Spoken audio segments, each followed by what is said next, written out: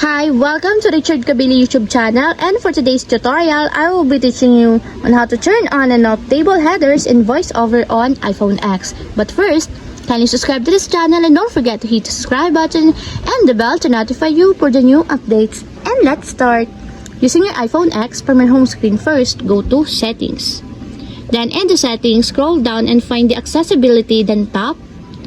Then in the accessibility, go to vision section and then tap the voiceover. Then after that, in the voiceover, tap the verbosity.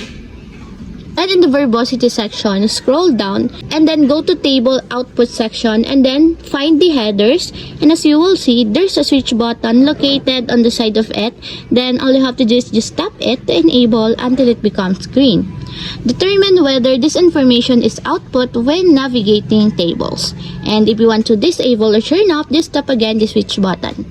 And that's it. We have successfully turned on and off table headers and voiceover on iPhone X. If you have a question, you can comment down below and don't forget to hit the subscribe button and the bell to notify you for the new updates. And thank you for watching!